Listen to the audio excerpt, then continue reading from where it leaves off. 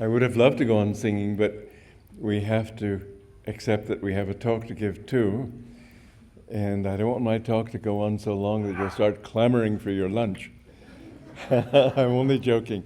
Actually, I'm extremely pleased that people in India like these songs because as you know, I've written a lot of them, a lot of music, and it has been a very meaningful part of my life. In fact, I have often asked people why they came to Ananda, and many times, I would say a majority of the cases, people have said because of the music. I'm very touched by that.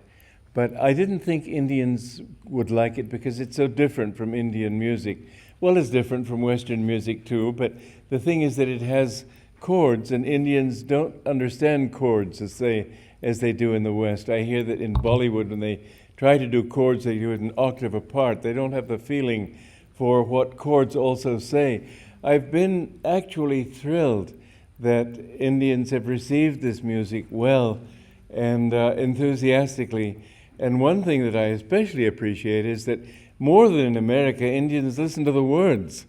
And of course the words are very important. What I tried to do when I wrote these songs was to write words that would be singable. And so they would stay in your mind. You might call it painless philosophy. Well, today I want to talk about the practical uses of the Gita, the practical application of Gita in daily life. This, of course, is what the Gita is all about. I have been amazed in working on it to see again, but at close quarters, you might say, how very practical the Gita's teaching is. And again, if it's teaching a high truth, it says that if you can't practice that, then practice this. If you can't practice that, practice this. Sort of bringing you as far forward as you can go according to where you are. It is not one of those lofty teachings declared from a mountaintop that only the few can even hear and almost nobody practice. And everybody who's practicing it says, well, it's just tough luck for you, but we can do it. It's not like that.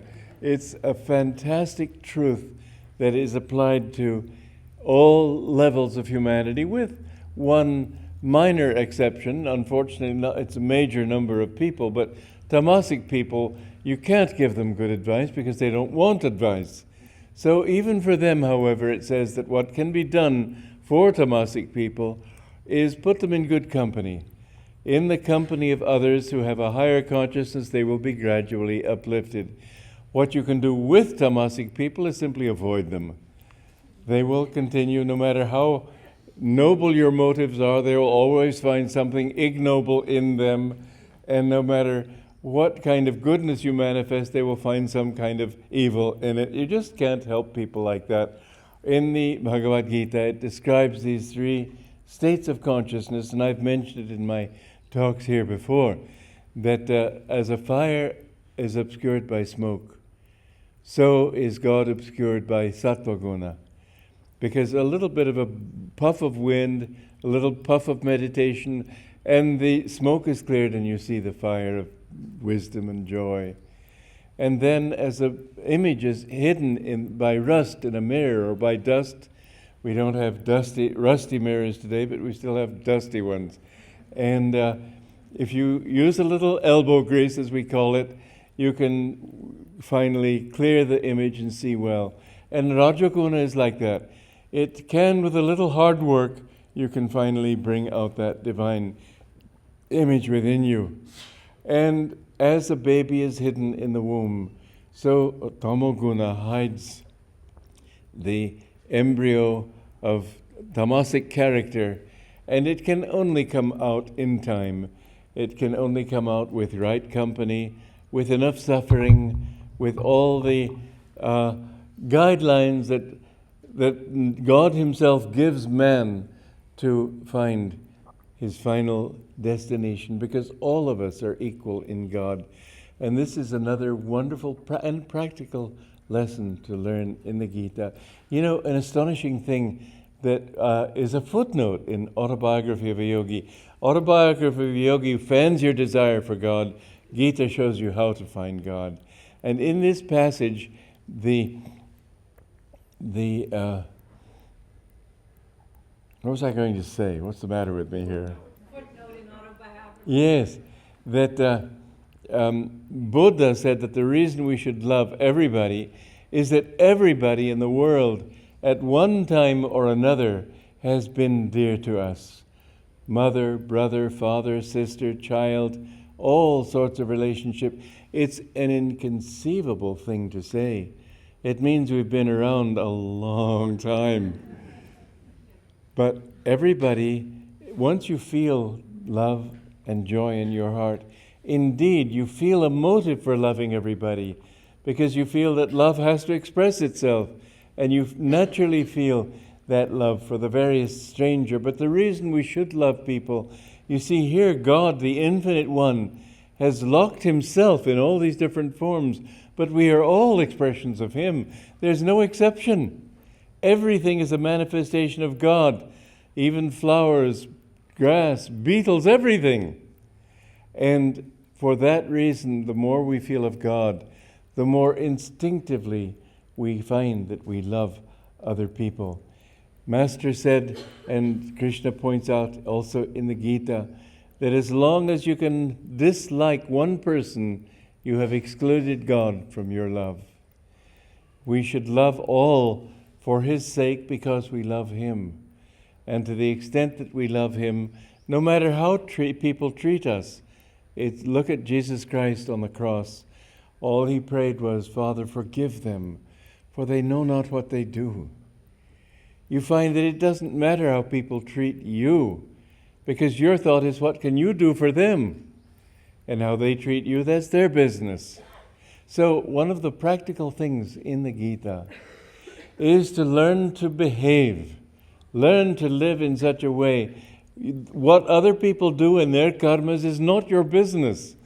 People love to make it their business, and they talk about each other, and they criticize, and they scold, and they gossip, and they judge, and they condemn. It's not their business. Your business is one thing. You have come from the sole reality of Satchidananda, ever existing, ever conscious, ever new bliss. I think that ever new in Master's translation of Satchidananda, which was his addition to it, it's not implied in the actual words, sort of gives a suggestion too of why God creates in the first place. The nature of a creative spirit is to want to produce. I don't know. I'm not God. You're not God. We all are God. And we're as old as God. But we're not living in that at the moment. And so we can only presume. But I think it's somehow a safe presumption to think that it was his nature to create. And that's why he naturally wanted to enjoy himself through many. And people say, enjoy? And they think, what about the suffering in this world? You know, there are two things to think about there. One is that when you read a novel, and people are the hero, let us say, or the heroine is going through all these sufferings and turmoil and difficulty, then at the end everything comes right. And you think, oh, a beautiful story. But if nothing went wrong and everything was beautiful, and you'd put the book down halfway through and say, what a boring story. And so it is, although your ego does not like to suffer, certainly it doesn't, yet there is the other side of it that, there was a woman who came to Yogananda once, many years ago, and talked about this harrowing operation she had had. And the way she described it, you would have thought she'd had it yesterday. And finally he said, well, when did you have this operation? Well, 20 years ago. And you know, that's another aspect to suffering. We're proud of what we've gone through. People love to talk about how they've suffered and all the tough times they've had, and it's a little pepper for their stew. Life would have been very dull if it hadn't been so. But the truth is, on a deeper level, that it is through suffering that we learn. And this is what Gita teaches, that the suffering that we gain makes us think, why am I here? Why am I suffering? Why does man have the capacity to grow spiritually and animals don't have? Man has an ego. And you'd think, well, but that's not a help. The ego is the thing we have to overcome. Yes, true, but you first have to have it before you can overcome it. And so the animals suffer, but they don't know what's wrong. And if they know what's wrong, they don't know what to do about it.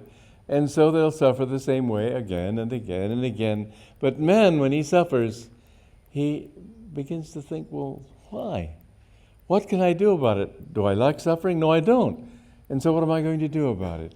And so gradually man comes to the point where he is refined enough spiritually to understand that when he acts in certain ways, he doesn't suffer. When he acts in other ways, he does suffer. And the teaching of karma and reincarnation is an absolutely essential teaching. To think that God, by His will, wishes suffering upon us is rather a horrible doctrine, and it fortunately is not a true one. God doesn't want you to suffer, but He does create a law. A very good example my Guru gave was that a hot stove, if you touch it, your hand will be burned.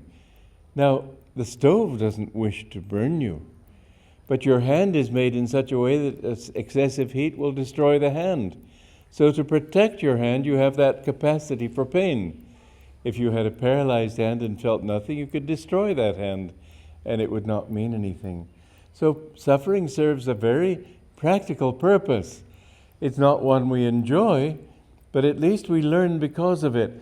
And when you find, for example, a little baby born without legs, or born blind, or crippled, or it seems as if God is terribly unfair, but it isn't like that. It's that we live many, many lives. It's just a revolving door. I think I told you the other day about this young girl, 9 years old, I think she was. She said to me, "How old are you?" And I was about 71 or 2 at the time. And I said, "Well, let me put it this way. When I was your age, you were an old woman." And it's just a revolving door. I'm no older than she is. She's no older than I am. We're all the same age. But some people are going out of the door as others are coming in. It just keeps on going. And my guru one time picked up a little baby and almost dropped it. He said, "I saw in that little baby a murderer." All the things we have been through. You look at that innocent little baby. Not necessarily. We like to think of it, but there's a difference between ignorance and innocence. A little boy was heard asking a little girl, they were both 6 years old, "Are you a virgin?" The little girl said, "No, not yet."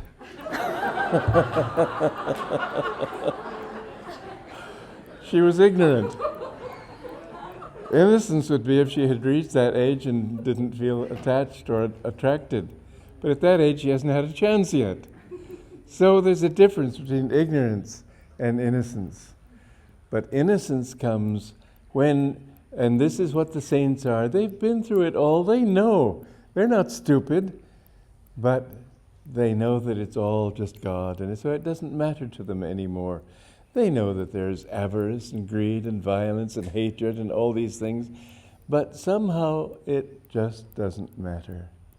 So when they reach that point of understanding that what life is all about is bliss, they see that bliss in everybody. This is really a lovely thought to reach, that everybody is longing for the same thing you are longing for. It's wrong to judge them. It's wrong to say, this is one of the lovely things about living in a community, that you find almost no judgment, because everybody thinks, well, I want to help this person if he needs it, as I want him to help me if I need it. And so you begin to see everybody as a brother and a sister in God. And some are struggling more than others, but everybody at heart has this longing for what everybody wants. Sat Chit Ananda. Everybody wants bliss. Everybody wants joy. There is a very interesting story that Dale Carnegie told about Dillinger, who was the public enemy number 1 in America years ago. He had killed so many people. He had done so many wrong and evil things. And he died in a shootout with the police. And by his body they found a note saying, "I have been much misunderstood. Within this body there beats a very loving heart." Loving. And here he'd killed all these people. But indeed, I don't suppose, I've never made an exhaustive study of this, but I really don't suppose that anybody in the world can believe I am evil of himself. Everybody somehow knows that there's some reason, there's some excuse. Everybody knows that inside he's just trying to find happiness, and if he does it by shooting a few people, well, he just hasn't learned yet. That's the difference. But in time, we will come to understand. This is one of the absolutely wonderful things about the life of Mahatma Gandhi, who, when he was trying to create peace between India, between Muslims and Hindus, he went into these villages where people absolutely refused to accept any kind of tolerance for Muslims, and they tried to prevent him in all ways. He just so lovingly and so kindly gave him himself. When there were the riots in Calcutta where people were being butchered right and left, he went and stayed in a Muslim neighborhood and exposed himself to them, but they couldn't hurt him.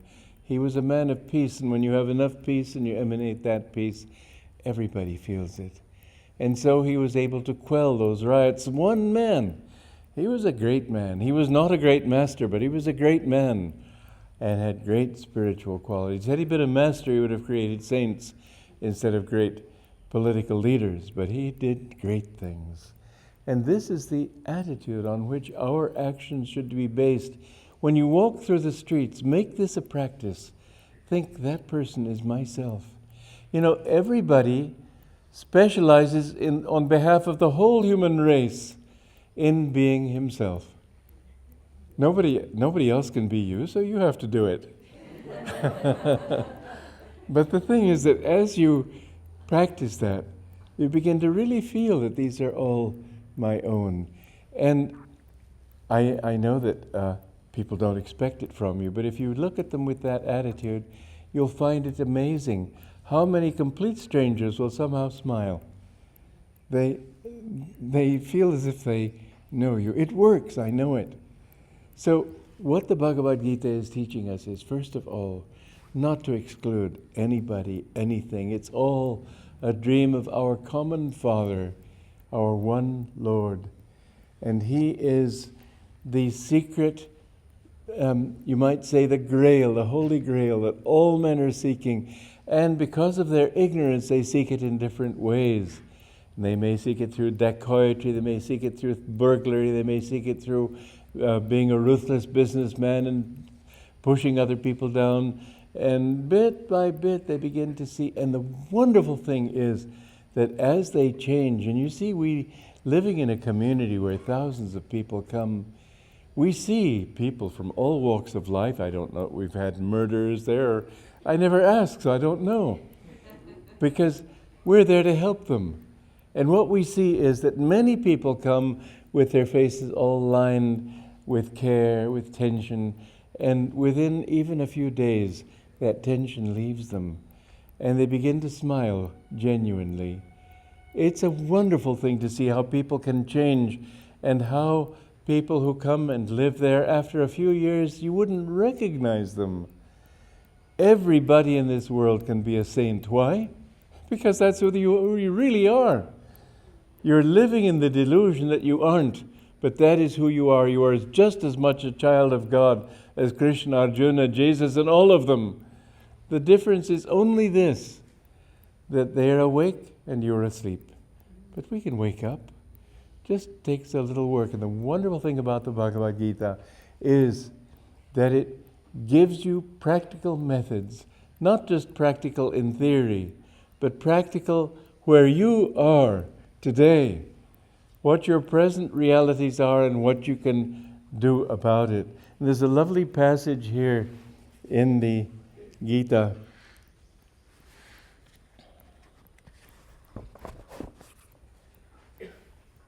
Well, first of all, he says, to do one's own duty, even unsuccessfully, is better than to do someone else's duty successfully.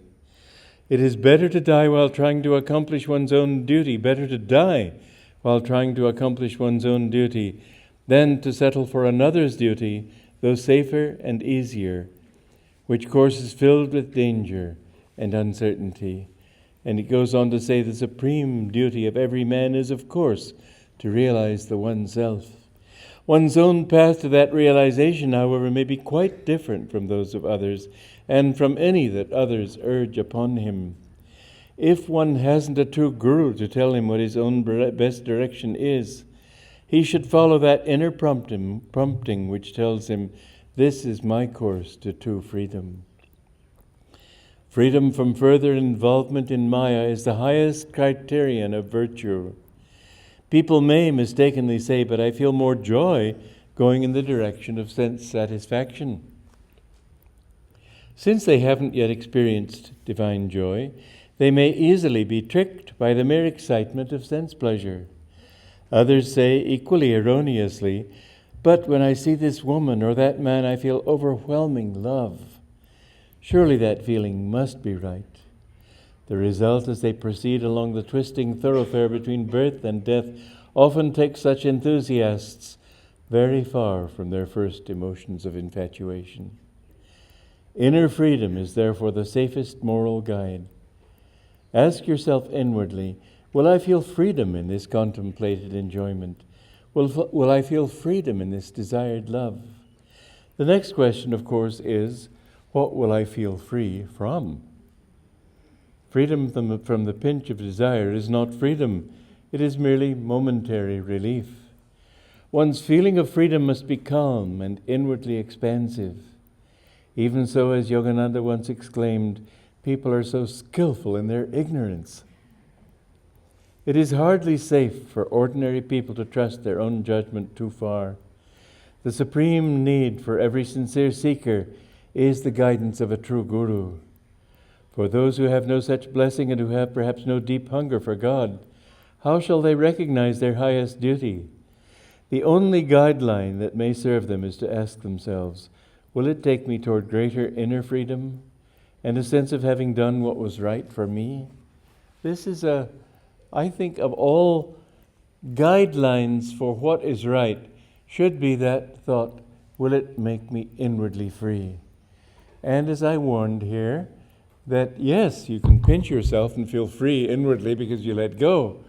You can have a desire and feel free because you've given into it. That's not freedom. That freedom comes which leaves you untouched by things. That freedom which can, in fact, the part of the reason for suffering in this world is to bring you to that point where suffering doesn't touch you anymore. You don't, it's just a state of mind where you realize that it's just the opposite of pleasure, and there's no difference between one and the other. In fact, if you can go deep enough in your own discrimination of yourself, you will understand that the feeling of pleasure and the feeling of pain, actually there's no difference. There's a certain amount of pain in pleasure, the thought, oh, when it will leave me, like that Spanish song, Bésame mucho, como si fuera esta noche la última vez. Kiss me as if this were the last time ever. There's always that little thought in the midst of pleasure that it won't last. And then it's so. It's just the nature of life. And then the interesting thing is that in the midst of suffering and pain, there is still that thought that, first of all, I told you, the congratulations of, oh, I've got a good story to tell. But also there's a certain amount of pleasure in pain itself. It's hard to figure, but it's so. Right? You can only when you've reached a certain level of detachment is that so. I remember, though, to go back to the first situation I talked about, because this is a good story and not because you need the point. Many years ago, I bought a dictation machine in New York, and the man who sold it to me recorded on it to make sure it worked, and I just left it at that. Then I went to the Carnegie Hall and listened to Raphael Kubelik direct Smetana and different great composers. And I thought halfway through the concert, the hall was full. And I thought, well, it would be interesting to see if this little dictation machine will pick up a whole orchestra. So I waited for a pause between the movements. And just as he lifted his baton and was ready to begin, I pushed the button. It was the wrong button. The whole hall was filled with, hello, testing, 1, 2. So help me, he got up to 4 before I could find the stop button. And he turned around like this to see where it was coming. And of course, it's absolutely forbidden to even record these things. You know, despite the intense embarrassment of the moment, there was this little thought, wow, I got a good story to tell. And in fact, you'll find that there is in suffering, and it's not easy to convince you of this, but I can say that I've had my full share of suffering, and I'm not boasting, I suppose everybody does. But I have reached this point in life where it just doesn't make any difference to me. Whether it's pleasure or whether it's pain, I don't know if I told any of you this story, but it's an interesting one.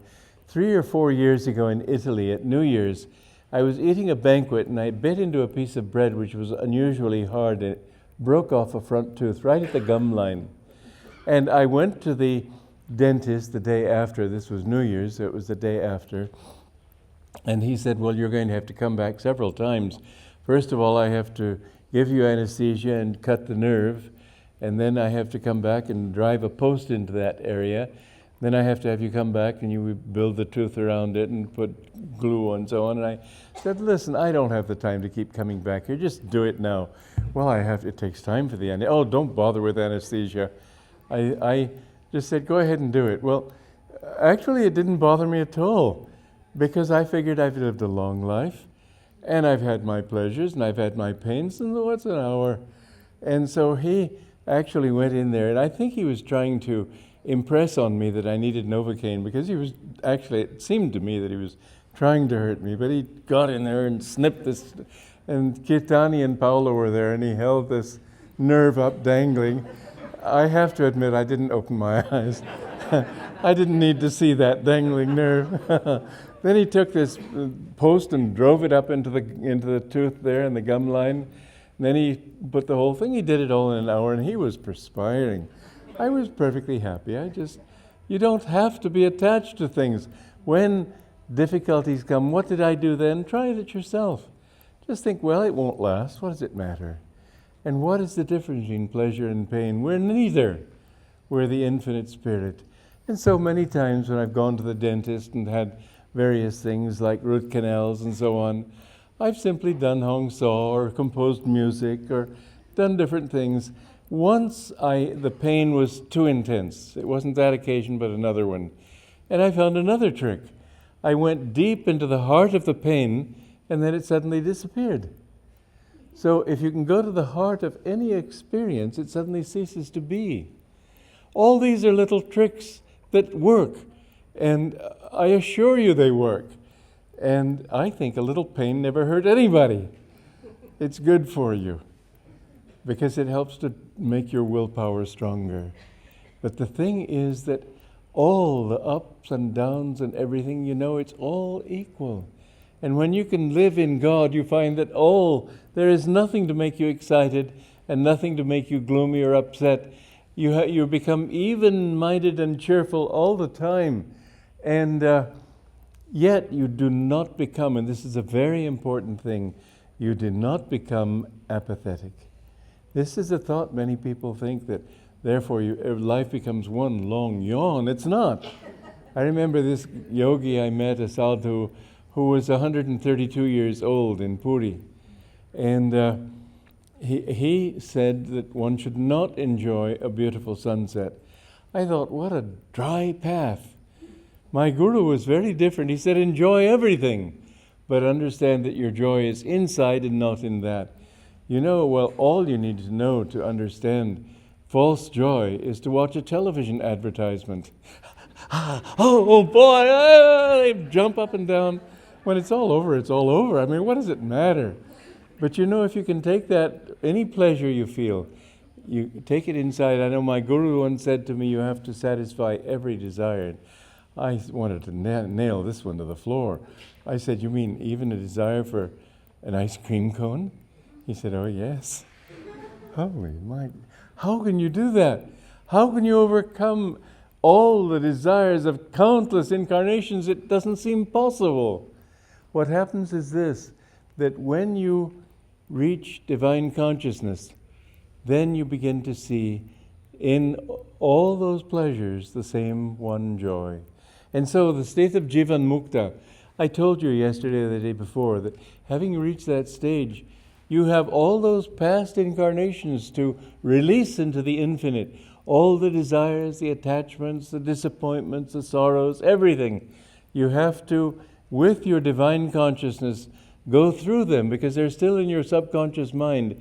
You're free, you're in God, you're one with Him. You're no less than Krishna Himself, except that you don't have His power because you're still anchored by past desires, not present ones. But you have to go through all those and see that it was God who played all those roles. God who was wishing for an ice cream cone. God who wanted to kill somebody. God who was a general of a large army and wanted territory. God did it all. And when you can see that, then you can go to the state of Param Mukta and become completely free. I said to Master, why can't you just say, poof, you're gone. It's God in everything. And he said, you can. But many saints don't do it. For one thing, he said, they don't care. In that state, they know that they are free. And so it doesn't matter to them if they come back. He said they often will use that as an excuse to come back to help their disciples. But very few, once they reach that state of complete liberation and merge in that watchful state of Brahman, very few come back after that. There's a lovely story Ramakrishna told about 3 men who left their village and came to a high wall, and they wondered, we haven't seen this wall before, what's on the other side? So they made an agreement, and they said that let us try somehow to help one person get up to that wall on top of it, and then he can come back and tell us what he saw. So they got one person on somebody's shoulder, and then he climbed up on his shoulder and reached the top of the wall and stood on it, looked down on the other side and clapped his hands joyfully and jumped down on the other side. And the first 2 stood there and waited and waited. Finally, it became clear this guy wasn't coming back. So they said, oh, my goodness, what a selfish fellow. And so they arranged that the second one, if they could get him up there, would find God. So they found a tree stump, and one stood on the tree stump. The other got on his shoulders, and standing on his shoulders, he was able to reach up and hoist himself. And he got to the top, and he saw the other side, and clapped his hands and jumped down, and again. And the third person thought, my gosh, I've got to know what's on the other side.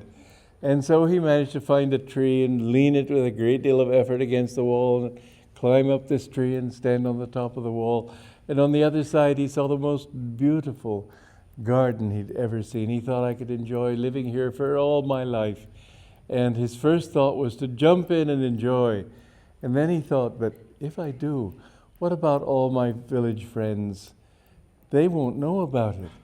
So he said, let me jump back and tell them and delay my happiness. And so he said, Ramakrishna said that a few souls, once they achieve that freedom in God, delay their absolute merging in it out of a desire to help other people. My Guru's poem is an incredible one where he says that I will come back if need be 1 trillion times as long as one stray brother is left crying by the wayside. That kind of compassion, for us, it's wonderful. It doesn't mean that he's greater than anybody else. Because once you're one with God, you're one with God. You can't be greater than that. But thank God there are a few people who feel that compassion for others, that they will come back and go through the suffering and so on. And their answer to that is, what suffering? They don't experience it as you and I do. But they go through whatever it is. And unfortunately, the human state, there's a story that was told, that my Guru told, about a frog who lived on the banks of a large, large lake. And sometimes across a sand dune from there, he heard a lot of other frogs croaking. And he decided one day to hop over the sand dune to see what these frogs were doing. And he got over there and he came down and he found a whole nation of frogs gathered around a little puddle. And he hopped down and he said, my dears, all you have to do is jump over that sand dune and you will find a lake big enough for everybody to enjoy. And they said, ha, ha, ha, don't be a fool. And the king frog said, you mean your lake dares to be this big? And he jumped a quarter of the way. And this frog said, oh, it's much, much larger than anything you can conceive. You mean it dares to be this big? And he jumped halfway across. He said, my dear fellows, please, all of you, come join me. It's much bigger. And they all got furious with him. They called him imposter, hypocrite, fool, madman. And he just barely escaped with his life and went back to his lake and enjoyed it. But that's what the masters do. They come back to tell us of an infinity that is our own. But what do we do? Well, I'm sorry, I'm busy getting married today. And tomorrow, well, I'm getting divorced. It's just, it goes on and on and on. There's no end to it, as long as there's always something to keep you busy. But there is a final end, and that is in yourself. When you can understand who you are and where you came from, that is what the Gita is so wonderful about. But knowing that people on many different levels of understanding, there's another part of the Gita here where it describes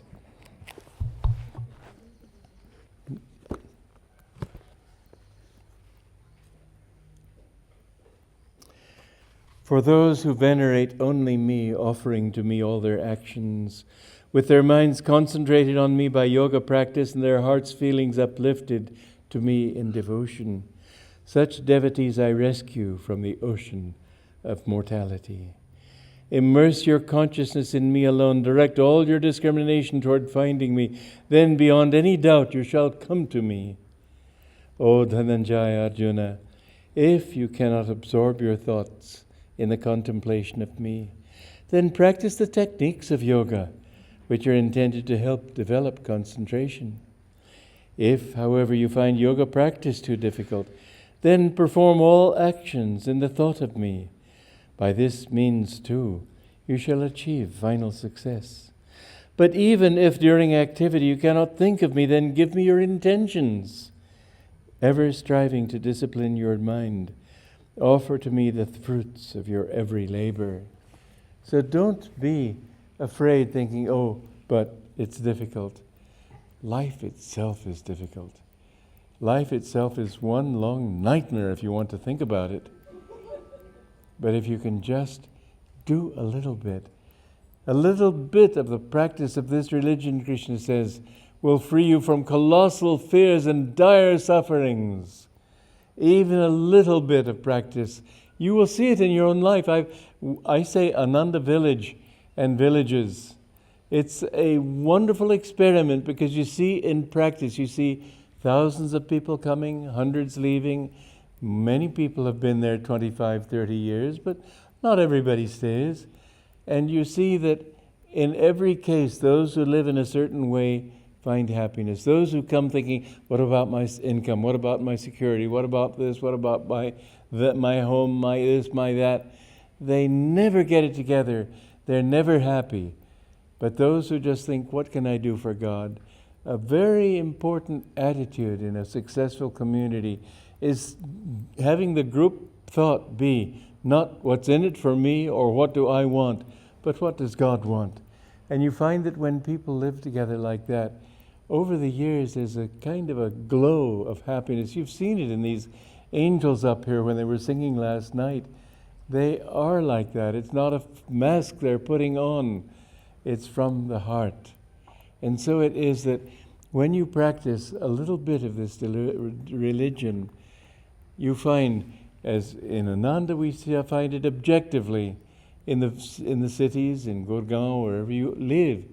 You don't see it so easily because people swim into your can and leave your can, and you see a few people and you think, well, but they have this particular thing. As somebody said to me years ago, you have some wonderful people here. And I said, if you see a few people like that, you can say they are wonderful. If you see everybody like that, you have to say that it's what they are doing that makes it wonderful. Practice. Everybody, the worst mafioso, the worst dacoit, everybody has it within him. There's a beautiful story from the life of St. Francis. There were three men in the town of Assisi who were giving everybody a hard time. They were thieves and just the kind of people that finally all the townsfolk rose up against them and chased them, and they ran for sanctuary to the nearest monastery of St. Francis. St. Francis wasn't there, but the man he'd left in charge, charging him with being charitable, when he saw these men, he said, "How dare you come into this house of God? Get out!" And they left. And when St. Francis came back, he was shocked, but not at their having come, but at the head monk having driven them out. And he charged them on their oath of obedience to go and find those men and bring them back. And when they found them and brought them back, looking pretty truculent, he said to them, "Brothers." We'd never heard anybody call them brothers before. He said, "Why do you live the way you do? You're not happy." Maybe I'm not. There was some magnetism of love that he was projecting that somehow completely changed their lives. They ended up being very devout monks and died in a state of holiness. Even the worst person, as it says in the Gita, even the greatest of sinners, if he will steadfastly meditate, will finally come to me. And there is absolutely one certainty about your own past, that you have been all those things yourself, or you wouldn't be here. You have learned through experience that this way of acting didn't give you what you wanted, and so why not act better? And if you follow that same thread, you know, when Theseus went into the labyrinth in the Indian myth, Ariadne gave him a spool of thread, and he kept on to that spool of thread until he came into the center, and there the Minotaur, this great monster, which I say symbolizes ego, tried to slay him, and he managed to slay the Minotaur. And he came back because he could follow that thread. There are two things that thread means. One is the consciousness of Guru. When you're in tune with that, no matter what delusion you get into, somehow it's always there reminding you. This is why a Guru is so important.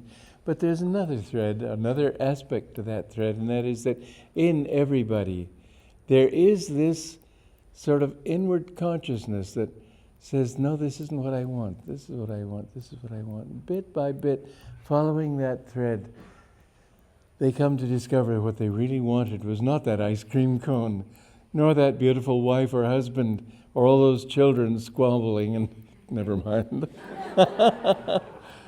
What he wanted, what everybody wants, is Satchidananda.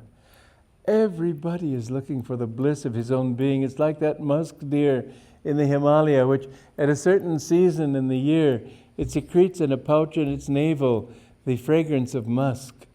And it's driven mad by this fragrance. It wants to know where that fragrance comes from. And sometimes it will leap from a high crag to its death. And the hunter comes and takes that pouch and sells it for a very fragrant, very valuable fragrance in the in the marketplace. And the poet writing about this said, "Oh, musk deer, if only you had known that the fragrance you were seeking was in your own self. All the desires you look for, all the perfection of love and happiness and power and everything, it's in you, in your own self. But the thing is that when your energy drains outward, you don't have what you're looking for. It becomes thin. It's sort of like a stream in the mountain going out into a desert and gradually being absorbed in the sand. And so your own capacity for bliss, for power, for love, for peace, for everything you've ever wanted, your inner desire for that prompted you to go outward. And let's not blame anybody. God did it to us, damn him. You know why? Because when you're born, even to form your body, your energy has to go outward, doesn't it? A baby is born. It has to reach for milk. It has to learn to use its body. It has to learn to walk. It has to do all its energy has to go outward. And in fact, as far as the new incarnation goes, you can pretty well write off the first years, because all the energy has to go off into learning how to relate to the body, to the world. God put us in this mess. It says in the Gita, He gave it, He put us here. He has to get us out. It's his duty. We have to let him, though, and that's the problem. And only after a while do we discover that although the dice, as with the play of Sakuni, the dice are loaded, but in time we begin to understand that what we were always looking for was not out there, and so we begin to seek inside. Well, this is the Gita, and it's a beautiful passage here.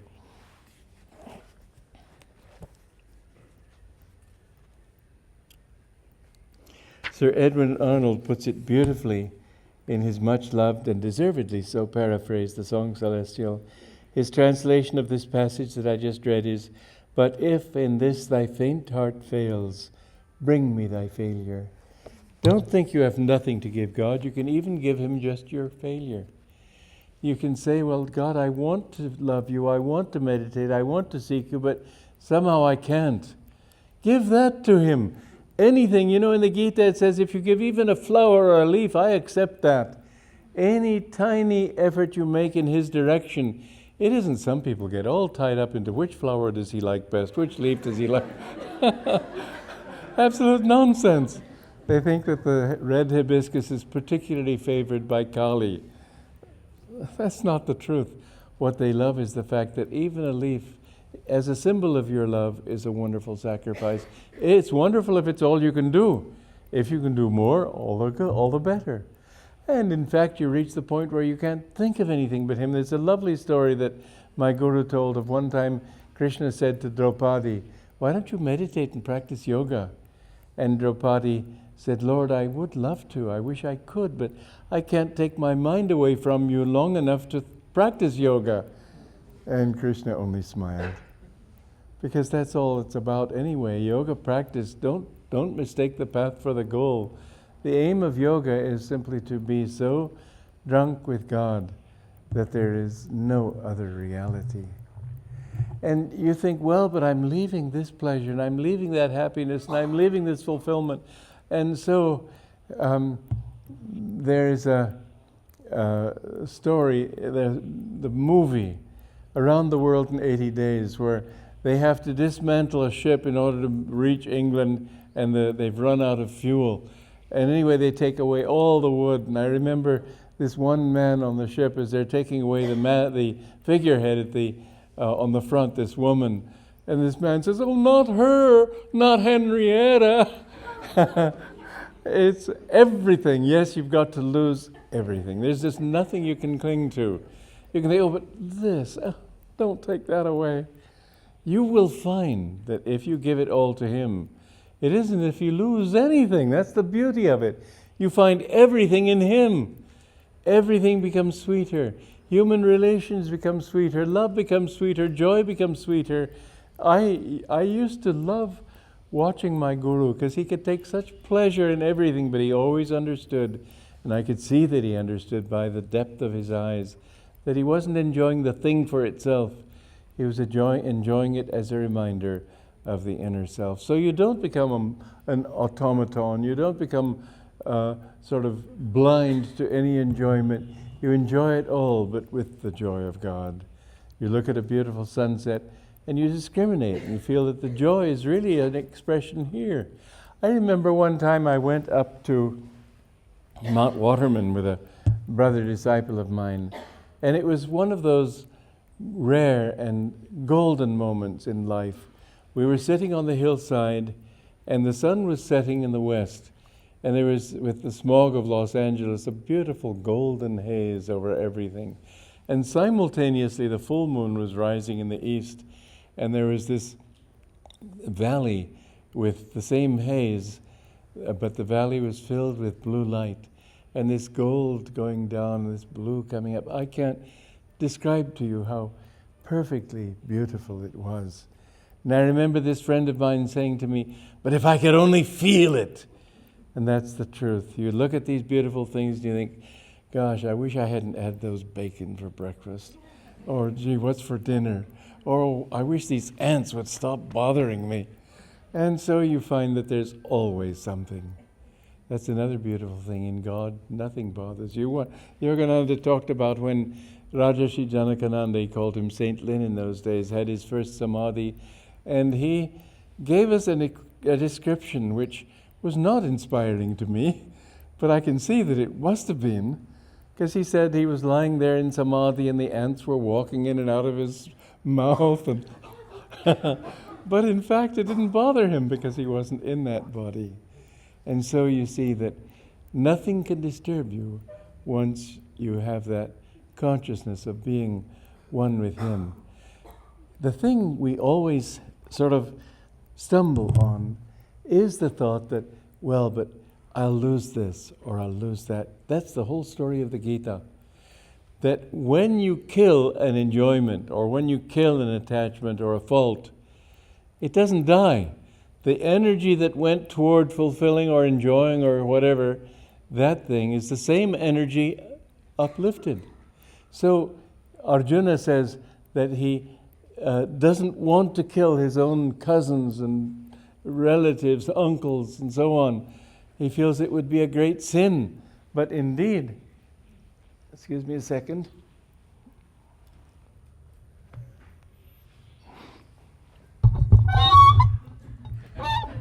It's quite a... Indeed, there is no death, as Krishna says in the second chapter. It's literally true and it's also symbolically true. Literally, people don't die because they go on living. That doesn't mean you can kill anybody you want to. You get terrible karma for killing. Even worse karma than murder is suicide. Because murder means killing somebody else, having the delusion that he is not you. But when you kill your own body, that's trying to kill yourself. That's even worse. However, skipping that, it isn't just these beings who will be reborn in the astral world and again in the physical world and go on. It's rather this, that all the energy that you have directed to your body to enjoy the world in one way or another, all your attachments, all your angers and emotions, whatever they may be, those same things are transmuted, and it's the same energy. It's not as if you killed a part of yourself in order to become spiritual. This is one of the delusions. It's universal, but it's a great delusion. The thought that if I get rid of this quality, this desire, this enjoyment, I will be killing something in myself. You're not. The same energy that went into seeking or enjoying that little thing, when it becomes transmuted, simply enjoys in a different way. You don't lose anything. It is something that you have surely experienced in your life when you've had some fault that you've wanted to work on, and you finally overcame it. Instead of feeling that you'd lost a part of yourself, you felt suddenly released, isn't it so? I feel free. There was a part of you, there was the story of Lilliput, when, who was it that went to Lilliput? Huh? Gulliver, that's right. Gulliver landed on this island. It's all an allegory. He landed on this island where all the people were little. And he was washed up from a shipwreck and unconscious. And so the Lilliputians, seeing this huge giant on their shores, they were afraid of him. They were afraid of what he might do to them. And so they tried to tie him down, but their biggest cords were like threads to Lilliput, to Gulliver. And so they had to use hundreds and maybe thousands of threads to tie him down. And then with all that, even the giant as he was compared to them, he couldn't move. And so it is that we are giants. But with one thread of desire, nothing but 1,000 of them, 1,000,000 of them, pretty soon we become tied down, and we cannot imagine ourselves without them. But the more you do cut through, you find you don't lose, you gain freedom. That's why I say, I think the most important criterion for right action is inner freedom. Not necessarily joy, because there are false joys as well as positive joys. But freedom, it's not, no thing is perfect, but it comes closer to giving the meaning of right action, that which will make you feel free. Free from the need for things, free from dependence upon this world, free from thinking that I am this body. The more free you are, the more you feel a joy welling up within you. It's a wonderful thing. You know, I have to use illustrations that are more familiar to me. And so leaving Los Angeles and going east from there, and you pass the town of Banning, then you come to a long desert. And on this desert, there used to be, I don't know if there still is, a hotel in New York advertised. Well, you don't see that hotel advertised again very soon. It's still nearly 3,000 miles to get to New York. The closer you get to New York, the more such signs you see, until they just litter the highway and they're just a nuisance. So it is with the joys that come to you in meditation. In the beginning, they are very few, but when they come, this is the wonderful thing. Patanjali gave as his definition of enlightenment the word smriti, memory. And indeed, it's like this. You get in deep meditation or in deep silence, you suddenly feel, it's not an affirmation, it's nothing, it's just you feel overwhelmed with joy or with love. And your first thought is, well, of course. It's not that you feel, oh, I've got to write this down, I remember. Oh, it's not that. You suddenly recognize it. You can't imagine it never having known it. You know that it's so much a part of your own reality. And then you may allow the world to suck you down, and you may get involved a while. It'll be a while again. The spiritual path is many little touches like that, and they get more and more until finally you feel God with you all the time. It doesn't matter what country you belong, it doesn't matter what religion you belong to. These are universal truths. It doesn't depend on being a Hindu or a Christian or a Muslim or a Buddhist. We are God's children, whatever we believe. In fact, belief doesn't really matter at all. People believed for a long time that the world is flat, but it isn't flat, and now we know it isn't flat. And so we have believed many things that are not true.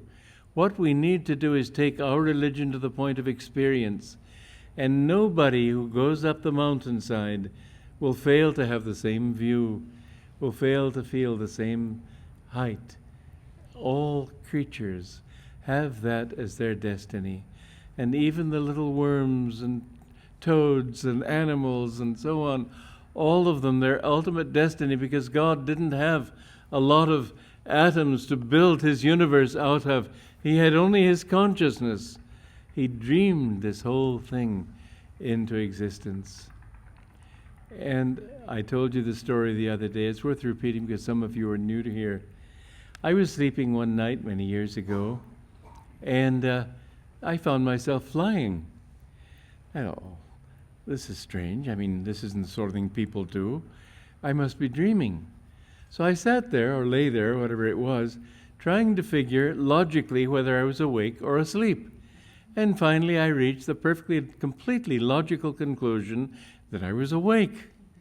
And it was such a surprise to wake up from that and find that I'd been sleeping after all. So this world seems so logical, it's coherent. You always wake up to the same dream. It seems so real. But when you wake up from it, you see that that's all it ever was just a dream. I remember because I used to want to be a playwright when I was young, and I was dreaming something, and some character came into the dream, and I went along for a while, and my samskara as a playwright came out, and I thought, well, he's not helping the plot. Let's go back and eliminate him. So I went back, and he was no longer on the scene. I was satisfied. That was a good plot now. We dream it all. We make up our own plot, and everything. It's really amazing how many different worlds we live in, even though everybody seems to be going through basically the same thing. But there are as many definitions, as many religions as there are human beings.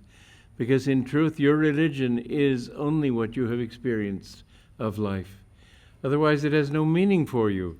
You can only claim faith in terms of what you have experienced so far. And when you have learned that love works and hatred doesn't, then you know God is love. When you have learned that truth works and lies don't, then you know that God is truth. And bit by bit you learn Satyam Jnanam Anantam Brahma. He is everything. So the first thing you need to do also on the path is to be completely truthful. Face reality as it is. I have seen so many people say something unkind about somebody else, and then what they're trying to do without even knowing it is they're trying to say, well, I'm not touched by my negative thought. It's a way of the ego trying to exculpate itself. But the truth is that none of us feel comfortable talking about another person, because underneath it all we're talking about ourselves. If you have love in your heart, you won't be able to feel judgmental toward anybody. But the truth is too, that the more honest you are, I know many people say, well, I know when I had pneumonia. I was in the hospital 2 years ago, February. And a doctor came in to me and said, sir, can you help me? Now, that's not the question you expect of a doctor, especially in my case, because I was lying almost unconscious on the bed. It was a severe case of pneumonia. He said, I have a son in college in Canada. I have many financial obligations. How is it possible? I believe in yoga. I believe in yoga principles. How is it possible to live dharmic life and be successful? How is it possible not to cut a few ethical corners? And people think, well, I can't always tell the truth. Yes, you can. Of course there are ways to tell the truth. If I think that a person is sick, it doesn't help him for me to say you look dreadful. It would help him to say something that might not be literally true, but you can justify it by saying it is true in the soul. The soul can never be sick, so you can go to this person in the hospital and say, you look fine. And that may help him to affirm it. That's not a lie. It is affirming a truth. So sometimes you need to fudge the truth, but never do it in your own self-interest. In the interest, remember, truth is different from fact. Fact is what is. Truth is always beneficial. A true truth is that which will help people. And with that understanding, however, never fool yourself. Never try to say, well, I really meant so-and-so. Ask yourself, did I? Just tell yourself a simple statement. Almost everybody is wrong, almost all the time. Isn't it therefore possible that I'm wrong right now? Admit your weakness. You don't have to admit it to the world. They'll take advantage of it and take advantage of you. But you must be true to yourself. You must say, I know I didn't do right, and I want to do it right next time. A saint is a sinner who never gave up. This was something my guru repeated again and again. He was at a revivalist meeting with Amy Semple McPherson, and she got up and shouted, you're all sinners! Get down on your knees!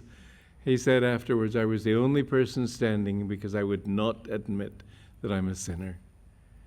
And he said, the greatest sin is to call yourself a sinner. Why admit something that is not ultimately true? Affirm that you are a child of God and that you are ever perfect. Don't say, well, in the name of truthfulness, I have to admit that I'm a thief, I'm a liar, I'm pretty no good, I hate everybody. Don't admit those things. Admit that I need to get better. Okay, that's telling the truth.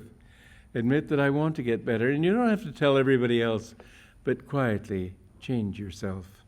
And know that you have the tools within you to not only change yourself, but to achieve perfection.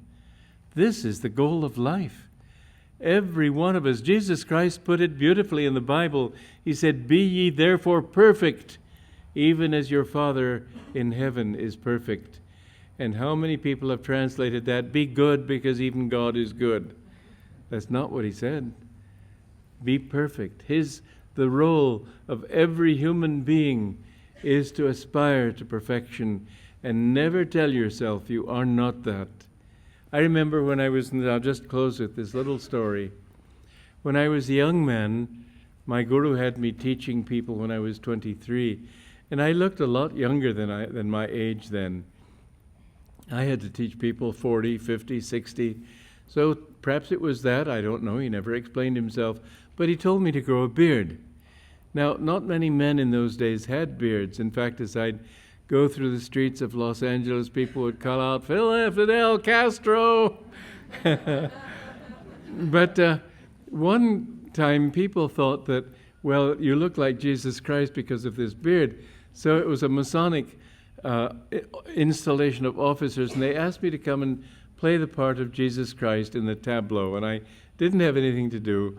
All I was Gethsemane, sort of heaving a sigh every now and then. It was pretty funny. But anyway, later he said many had told him I looked like Jesus Christ. And I said, jokingly, and the sort of thing any of us would do, I'd rather be like him than look like him. And I was so struck by his answer. He said, that will happen. That's how he sees each of you. He sees you as potential Christs. He doesn't just see you as human beings wandering in delusion, making fools of yourselves. He sees everyone as a perfect child of God. See yourself that way. Don't look in the mirror. That might be a disappointment. But in your meditation, just think, I am perfect. I am a child of that infinite joy. I am a child of that infinite love. And all I need to do is scrape away the mud that is preventing me from discovering that gold bar, buried deep, but nevertheless as gold as it ever was. That is who you are. That is what the Krishna in the Bhagavad Gita wants to make us understand. Joy to you.